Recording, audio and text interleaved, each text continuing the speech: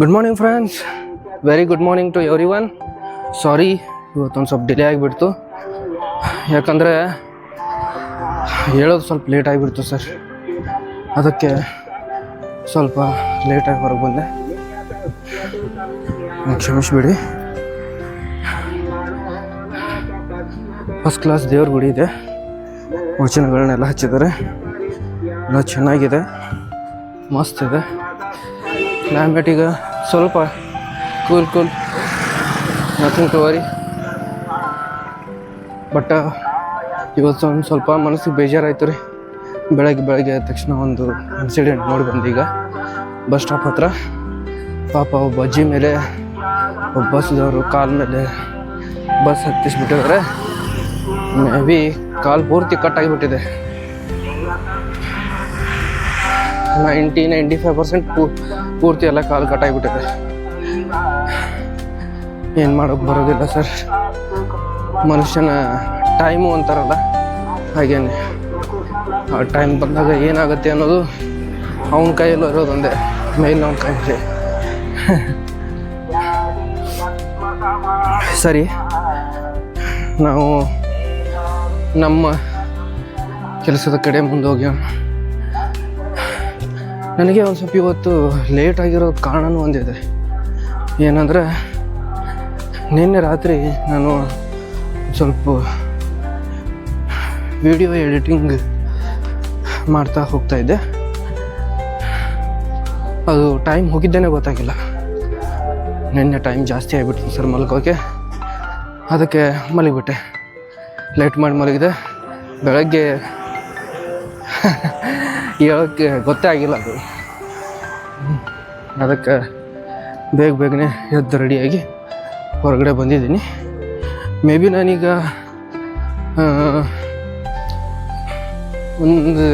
ಒಂದೂವರೆ ಕಿಲೋಮೀಟ್ರ್ವರೆಗೂ ನಾನು ಹೋಗಿರ್ತಿದ್ದೆ. ಬಟ್ ಇವತ್ತು ಲೇಟ್ ಆಗಿಬಿಡ್ತು. ನಾನೇನು ಇಲ್ಲೇ ಇದ್ದೀನಿ, ಸಾರಿ ಫಾರ್ ದ್ಯಾಟ್. ಚಲೋ, ಇವತ್ತಿನ ಟಾಪಿಕ್ ಬಂದುಬಿಟ್ಟು ನಮ್ಮ ತಂದೆ ತಾಯಿಗಳ ಬಗ್ಗೆ ಇದೆ. ನಿಜವಾಗ್ಲೂ ಹೇಳ್ತೀನಿ ರೀ, ತಂದೆ ತಾಯಿಗಳು ನಿಸ್ವಾರ್ಥ ಜೀವಿಗಳು ಅನಿಸುತ್ತೆ. ಯಾಕೆ ನಿಸ್ವಾರ್ಥ ಜೀವಿಗಳೇನೆ ಅವರು. ತಮ್ಮ ಮಕ್ಕಳಿಂದ ಯಾವುದೇ ನಿರೀಕ್ಷೆ ನಡೆದೇನೆ ಅವರಿಗೆ ಬೇಕು ಬೇಡದನ್ಗಳ ತಮ್ಮ ಖುಷಿಗಳನ್ನು ಸೈಡ್ ಬಿಟ್ಟು ನಮ್ಮ ಖುಷಿಗಳ ಬಗ್ಗೆ ಹಗಲು ರಾತ್ರಿ ದುಡಿದ್ದಾರೆ. ನಿಜವಾಗ್ಲೂ ಹಗಲು ರಾತ್ರಿ ದುಡಿತಾರೆ ಅವರು. ಅವ್ರಗಳ ಬಗ್ಗೆ ಏನು ಹೇಳಿದ್ರೂ ಕಮ್ಮಿ ಇದೆ. ಬಟ್ ಇವತ್ತು ಅವ್ರ ಬಗ್ಗೆ ಒಂದು ಸ್ವಲ್ಪ ಮಾತಾಡಬೇಕು. ಯಾಕಂದರೆ ಅವರಿಲ್ಲ ಅಂದರೆ ನಾವೇ ಇಲ್ಲ ರೀ. ಅವ್ರಿಗಿಲ್ಲ ಅಂದರೆ ನಾವು ಇಲ್ಲ.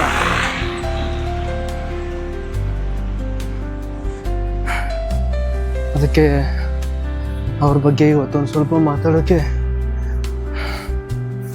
ಅವ್ರ ಬಗ್ಗೆ ಇವತ್ತೊಂದು ಸ್ವಲ್ಪ ಏನಾದರೂ ಹೇಳಬೇಕು ಅಂತ ಆಸೆ ಆಯಿತು. ಅದಕ್ಕೆ ಇವತ್ತು ಅವ್ರ ಬಗ್ಗೆನೇ ಮಾತಾಡೋಕ್ಕೆ ಬಂದಿದ್ದೀನಿ. ಸ್ನೇಹಿತರೆ, ಒಂದು ಮಾತು ಹೇಳಬೇಕು ಅಂದರೆ, ನೀವು ನಿಮ್ಮ ತಂದೆ ತಾಯಿಗೆ ಎಷ್ಟು ಬೆಲೆ ಕೊಡ್ತೀರಲ್ಲ, ಆ ಭಗವಂತ ನಿಮಗೆ ಅಷ್ಟು ಬೆಲೆ ಕೊಡ್ತಾನೆ. ನಿಜವಾಗ್ಲೂ ರೀ, ನಾವು ಅವ್ರಿಗೆ ಬೆಲೆ ಭಾಳ ಕೊಡಬೇಕು. ಎಷ್ಟು ಕೊಟ್ಟರೂ ಕಮ್ಮಿ ಇದೆ. ಆ್ಯಕ್ಚುಲಿ ನಾವು ಭಾಳ ಕೊಡಬೇಕು. ಅವರು ನಮ್ಮಿಂದ ಏನು ಜಾಸ್ತಿ ಎಕ್ಸೆಪ್ಟ್ ಮಾಡೋದಿಲ್ಲ ಸರ್. ಅವ್ರು ನಮ್ಮ ಜೀವನನ ನಾವು ರೂಪಿಸ್ಕೊಳ್ಬೇಕು. ನಮ್ಮ ಜೀವನದಲ್ಲಿ ನಾವು ಖುಷಿಯಾಗಿರಬೇಕು. ನಾವು ಎಷ್ಟು ಖುಷಿ ಇರ್ತೀವಲ್ಲ, ಅದರಲ್ಲಿ ಅವ್ರು ಅಷ್ಟು ಖುಷಿ ಇರ್ತಾರೆ.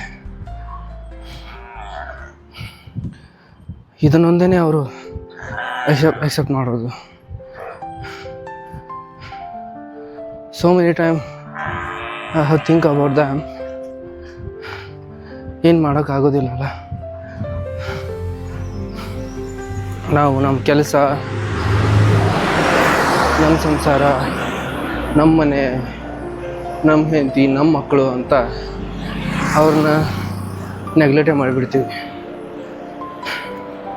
ನಿಜವಾಗ್ಲೂ. ಅದಕ್ಕೆ ಅವ್ರಿಗೆ ಜಾಸ್ತಿ ವ್ಯಾಲ್ಯೂ ಕೊಡಿ ಅಂತಂದು. ಸರ್ ಅವ್ರು ನಮ್ಮ ಜೊತೆ ಇರೋದು ಎಷ್ಟು, ನಾನು ಫ್ರೀ ಆ್ಯಂಡ್ ಫ್ರ್ಯಾಂಕಾಗಿ ಹೇಳ್ತೀನಿ ತಗೊಳ್ಳಿ. ನಿಮ್ಮ ಜೊತೆ 21 ವರ್ಷ ನಿಮ್ಮನ್ನು ಸಾಕ್ತಾರೆ, ನಿಮ್ಮ ಶಾಲೆ ಕಲಿಸ್ತಾರೆ, ನಿಮ್ಗೇನು ಬೇಕು ಬೇಡ ಎಲ್ಲ ಕೊಡಿಸ್ತಾರೆ. ಮುಂದೆ 21, 24, 25ರಲ್ಲಿ ನಿಮ್ಮನ್ನು ಮದುವೆ ಮಾಡ್ತಾರೆ. 26, 27, 28, 30 ಅನ್ನೋಷ್ಟರೊಳಗೆ ನಿಮ್ಗೊಂದು 2 ಮಕ್ಕಳಾಗತ್ತೆ. ಆ ಮಕ್ಕಳ ಜವಾಬ್ದಾರಿನ ಇವರೇ ತೊಗೊಂಡ್ಬಿಡ್ತಾರೆ. ನೋಡಿ ನೀವು ಬೇಕಾದರೆ ಯಾರ ಮನೆಯಲ್ಲಾದರೂ ಅಜ್ಜ ಅಜ್ಜಿ ಇದ್ದರೆ ಆ ಮಕ್ಕಳಿಗೆ ಅವ್ರ ಮಕ್ಕಳನ್ನು ಸಾಕೋದು ಭಾಳ ಈಸಿಯಾಗಿಬಿಡುತ್ತೆ. ನಾವು ಮಕ್ಕಳು ಹೇಗಿದ್ದೇವೆ ಅಂದರೆ, ನಾವು ನಮ್ಮ ತಂದೆ ತಾಯಿ ಸಾಯೋವರೆಗೂ ಅವ್ರ ಮೇಲೆ ನಾವು ಡಿಪೆಂಡ್ ಆಗಿರ್ತೀವಿ. ಸರ್ ಎಷ್ಟು ಅಂತ ನಾವು ನಮ್ಮ ತಂದೆ ತಾಯಿ ಮೇಲೆ ಡಿಪೆಂಡ್ ಆಗಿರಬೇಕು? ಅವ್ರನ್ನ ಫ್ರೀಯಾಗಿ ನೀವು ಆರಾಮಾಗಿರಿ, ನೀವು ಇನ್ನೇನು ತಲೆ ಕೆಡಿಸ್ಕೋಬೇಡಿ, ಏನೂ ಚಿಂತೆ ಮಾಡಬೇಡಿ, ಆರಾಮಿರಿ ಅಂತ ಹೇಳೋದ್ಬಿಟ್ಟು ನಾವು ಮತ್ತೆ ಅವ್ರ ಮೇಲೆ ಡಿಪೆಂಡ್ ಆಗಿ ಮತ್ತೆ ನಾವು ಅವ್ರಿಗೆ ಬ್ಲೇಮ್ ಮಾಡೋದು, ಬೈಯೋದು ಯಾಕೆ ಬೇಕು ಸರ್ ಇದೆಲ್ಲ? ನನ್ನ ಪ್ರಕಾರ ನೀವು ಗೌರ್ಮೆಂಟ್ದವರು 60 ಇಯರ್ಸ್ ಹೇಗೆ ರಿಟೈರ್ಮೆಂಟ್ ಅಂತ ಕೊಟ್ಟಿದ್ದಾರಲ್ಲ, 60 ಇಯರ್ಸ್ಗೆ ನಮ್ಮ ಮನೆಯಲ್ಲಿ ನಮ್ಮ ತಂದೆ ತಾಯಿಗಳಿಗೂ ನಾವು ರಿಟೈರ್ಮೆಂಟ್ ಕೊಡಬೇಕು. ಅಪ್ಪ ಅವ್ವ ನೀವು ಆರಾಮಾಗಿರಿ, ನಿಶ್ಚಿಂತೆಯಾಗಿರಿ, ಆರಾಮಾಗಿ ತಿಂದ್ಕೊಂಡು ಉಣ್ಕೊಂಡು ಆರಾಮಾಗಿ ತಿರುಗಾಡ್ಕೊಂಡು ಚೆನ್ನಾಗಿರಿ ಅನ್ನೋ ಮನೋಭಾವನೆ ಯಾರಿಗೂ ಇಲ್ಲ ಸರ್, ಯಾರಿಗೂ ಇಲ್ಲ. ನಾನು ನಿಮ್ಗೆ ಹೇಳ್ತೀನಿ, ಅತಿಯಾದ ಕಡು ಬಡವರು ಹಿಡಿದು ಅತಿಯಾದ ಶ್ರೀಮಂತರವರೆಗೂ ಹೇಳ್ತೀನಿ, ನಿಜವಾಗ್ಲೂ ಹೇಳ್ತೀನಿ. ಒಂದು ಅತಿಯಾದ ಶ್ರೀಮಂತಿ ಇದ್ದವರು ಕೂಡ ತಮ್ಮ ತಂದೆ ತಾಯಿಗಳಿಗೆ ಒಂದು ಬ್ಲೇಮ್ ಅಂತಾರೆ, ಏನಾದರೂ ಹೇಳ್ತಾರೆ. ನೀವು ಹಾಗೆ ಮಾಡಬಾರ್ದಾಗಿತ್ತು, ಹೀಗೆ ಮಾಡಬೇಕಿತ್ತು, ಹೀಗಿತ್ತು, ಹಾಗಿತ್ತು, ಆದಿತ್ತು, ಈದಿತ್ತು. ಎಷ್ಟು ಕೇಳಬೇಕು ಸರ್ ಅವರು?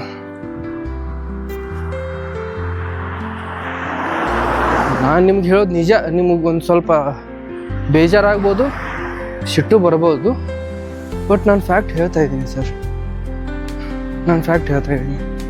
ಆದಷ್ಟು ನಿಮ್ಮ ತಂದೆ ತಾಯಿಗಳಿಗೆ ಬ್ಲೇಮ್ ಮಾಡೋದನ್ನು ಬಿಟ್ಬಿಡಿ, ಆದಷ್ಟು ನಿಮ್ಮ ತಂದೆ ತಾಯಿಗಳಿಗೆ ಬೈಯೋದನ್ನು ಬಿಟ್ಬಿಡಿ, ಆದಷ್ಟು ನಿಮ್ಮ ತಂದೆ ತಾಯಿಗಳಿಗೆ ಖುಷಿ ಇರೋಕ್ಕೆ ಬಿಟ್ಬಿಡಿ. ನಾನು ಹೇಳೋದೇ ಇಷ್ಟ. ಅದಕ್ಕೆ ಇವತ್ತಿಂದ ಈ ವಿಡಿಯೋನ ಯಾರ್ಯಾರು ನೋಡ್ತಿರೋ ಅವ್ರಿಗೆಲ್ಲ ಒಂದು ಸ್ಮಾಲ್ ರಿಕ್ವೆಸ್ಟ್. ನಿಮ್ಮ ತಂದೆ ತಾಯಿಗಳು ನಿಜವಾದ ದೇವರು. ನಾವು ದೇವ್ರ ಮನೆಗೆ ಹೋಗಿ ಕಣ್ಣು ಮುಚ್ಚಿ ಎಷ್ಟು ನಮಸ್ಕಾರ ಮಾಡಿ ಏನೆಲ್ಲ ಕೇಳಿ ಏನೆಲ್ಲ ಮಾಡ್ತೀವಲ್ಲ, ಅದರ ಒಂದು ಪಾಲು, ಓನ್ಲಿ 1% ನೀವು ನಿಮ್ಮ ತಂದೆ ತಾಯಿಗಳಿಗೆ ಕೊಡಿ ಅಂತ ಹೇಳ್ತೀನಿ. ಕೊಡೋದ್ರ ಬದಲು ದಿನದಲ್ಲಿ ನೀವು ಹೊರಗೆ ಹೋಗೋವಾಗ, ಪ್ರತಿ ಸಲ ಹೋಗುವಾಗ ಅಂತ ಹೇಳೋದಿಲ್ಲ, ಬೆಳಗ್ಗೆ ಎದ್ದ ತಕ್ಷಣ ನೀವು ಸ್ನಾನ ಮಾಡ್ತೀರಾ, ಪೂಜೆ ಮಾಡ್ಕೊಳ್ತೀರಾ, ಟಿಫನ್ ಮಾಡ್ತೀರಾ, ಇದನ್ನೆಲ್ಲ ಮಾಡಿ ನಿಮ್ಮ ಕೆಲಸಕ್ಕೆ ನೀವು ಯಾವಾಗ ಹೊರಗಡೆ ಹೋಗ್ತಿರ್ತೀರಲ್ಲ, ಆಗ ನಿಮ್ಮ ತಂದೆ ತಾಯಿಗೆ ನಮಸ್ಕಾರ ಮಾಡಿ, ಹಣೆ ಹಚ್ಚಿ ನಮಸ್ಕಾರ ಮಾಡಿ ನಿಮ್ಮ ಕೆಲಸಕ್ಕೆ ನೀವು ಹೋಗಿ. ನೀವು ವ್ಯಾಲ್ಯೂ ಕೊಡ್ತಾ ಹೋಗಿ, ನಿಮಗೇನು ಬೇಕೋ ಅದು ತಾನಾಗೆ ನಿಮ್ಮ ಹತ್ರ ಬರ್ತಾ ಇರುತ್ತೆ.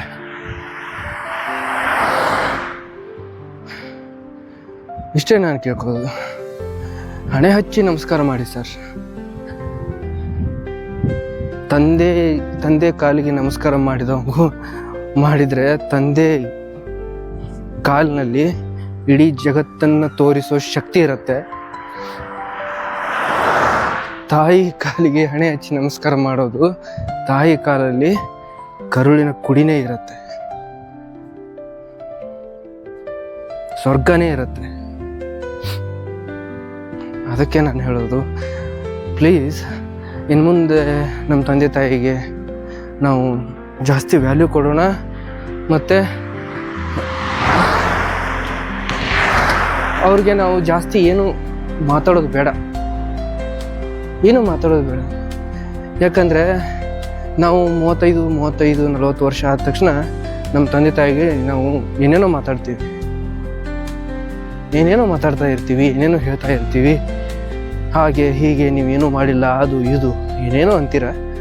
ಸರಿ ಅನ್ನಿ, ಬೇಡ ಅನ್ನೋದಿಲ್ಲ.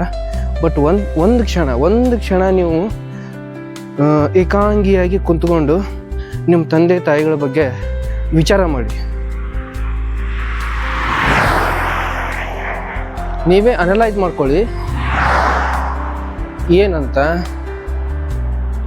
ಅನಲೈಸ್ ಮಾಡ್ಕೋಬೇಕು ಅಂದರೆ, ನಾನು 40 ವರ್ಷ ಆಯಿತು, ನಮ್ಮ ತಂದೆ ತಾಯಿಯವರು ನಮಗೆ ಏನೇನು ಮಾಡಿದ್ದಾರೆ. ನಿಜವಾಗ್ಲೂ ಹೇಳ್ತೀನಿ ಸರ್, ಲಿಟ್ರಲಿ ಹೇಳ್ತೀನಿ. 40 ಇಯರ್ಸಲ್ಲಾದರೂ ನಮಗೇನಾದರೂ ತೊಂದರೆ ಬಂದರೆ, ನಮಗೇನಾದರೂ ತ್ರಾಸಾದರೆ ನಮ್ಮ ತಂದೆ ತಾಯಿಗಳೇ ಬಂದು ಕೇಳ್ತಾರೆ, ಏನಾದರೂ ಪ್ರಾಬ್ಲಮ್ ಇದೆಯಾ, ಪ್ರಾಬ್ಲಮ್ ಇದ್ದರೆ ಹೇಳು, ಸಾಲ್ವ್ ಮಾಡೋಣ. ಯಾರೂ ಅನ್ನೋದಿಲ್ಲ ಸರ್, ಇದನ್ನು ಯಾರೂ ಅನ್ನೋದಿಲ್ಲ. ಅದೇ ನಾವು 40 ವರ್ಷ ಅಂದರೆ ಅವರು ಆಲ್ವೇಸ್ಲಿ ಒಂದು 60-70 ಇಯರ್ಸ್ ಇರ್ತಾರೆ. ಅವ್ರಿಗೆ ನಾವೇನಂತೀವಿ, ಏನು ಮಾಡ್ತೀರಾ ನೀವು, ಯಾಕೆ ಹೀಗೆ ಮಾಡ್ತೀರಾ, ಸುಮ್ಮನೆ ಕೊಡೋಕೆ ಬರೋದಿಲ್ವಾ, ಯಾರ್ಯಾರ್ದು ಹೆಸರು ತೊಗೊಂಡು ಅವ್ರಿಗೆ ನಾವೆಲ್ಲ ಬ್ಲೇಮ್ ಮಾಡ್ತಾ ಹೋಗ್ತೀವಿ. ಅವ್ರಿಗೆ ನಾವು ಒಂದು ಸರ್ತಿನೂ ನಾವು ಅವ್ರಿಗೆ ಎಂದಿಲ್ವಲ್ಲ, ಏನಾದರೂ ಪ್ರಾಬ್ಲಮ್ ಇದೆಯಪ್ಪ, ನೋ ಇಶ್ಯೂ ಅಪ್ಪ, ನಾನಿದ್ದೀನಿ, ಹೇಳಿ, ನಿಮ್ಗೇನಾದರೂ ಪ್ರಾಬ್ಲಮ್ ಇದ್ದರೆ ಹೇಳಿ, ನಾನು ಮಾಡೋಣ ಅನ್ನೋ ಯಾವ ಮಗನಿಗೂ ಬರೋದಿಲ್ಲ ಸರ್. ಯಾಕೆ ಬರೋದಿಲ್ಲ ಅಂತೀನಿ ನಾನು. ಬರಬೇಕಲ್ಲ, ಅದು ನಿಜವಾಗ್ಲೂ ತಾನೇ.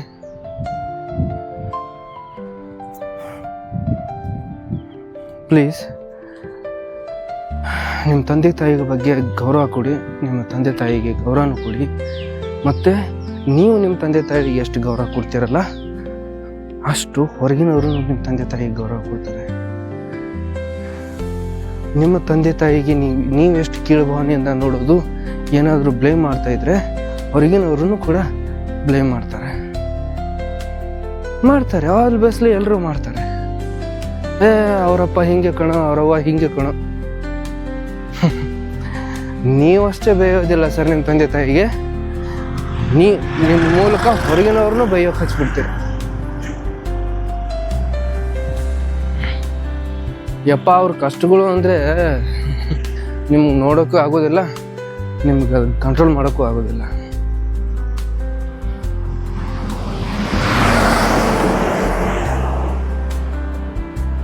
ಅದಕ್ಕೆ ನಿಮ್ಮ ತಂದೆ ತಾಯಿಗಳಿಗೆ ಇಲ್ಲದ್ದು ಏನು ಅನ್ಬೇಡಿ ಸರ್, ಚೆನ್ನಾಗಿರೋದಿಲ್ಲ ಪ್ಲೀಸ್.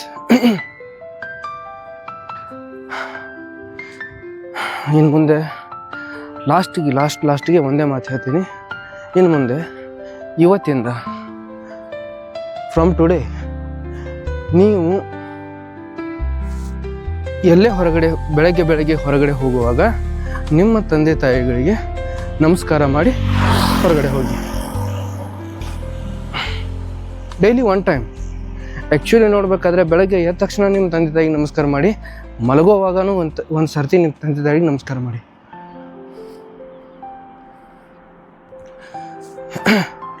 ಯಾಕಂದರೆ ಅದು ಸಿಗೋದು ಭಾಳ ರೇರ್ ಸರ್.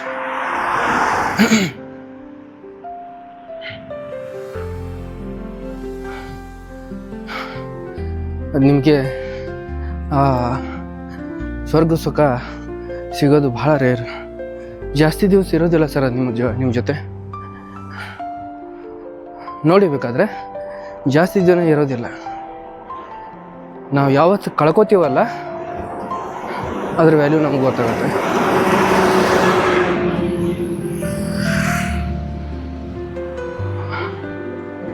ಅದಕ್ಕೆ ನಾನು ಹೇಳ್ತೀನಿ ಅವ್ರಿಗೆ ಜಾಸ್ತಿ ವ್ಯಾಲ್ಯೂ ಕೊಡಿ. ನೋಡಿ ಮಾವಿನ ಚಿಗುರು ಹೇಗೆ ಬಿಟ್ಟಿದೆ ನೋಡಿ ಸರ್.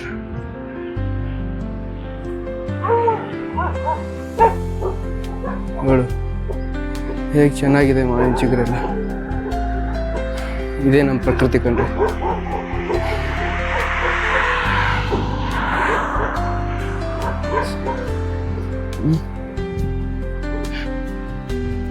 ಮಸ್ತ್ ಇದೆಯಲ್ಲ.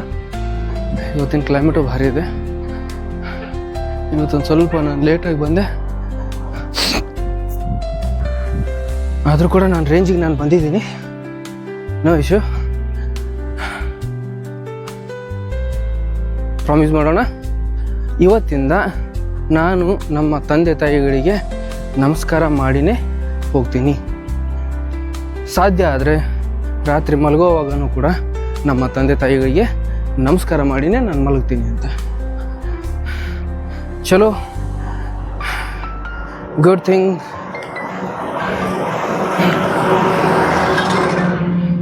Today we have learn so many good things.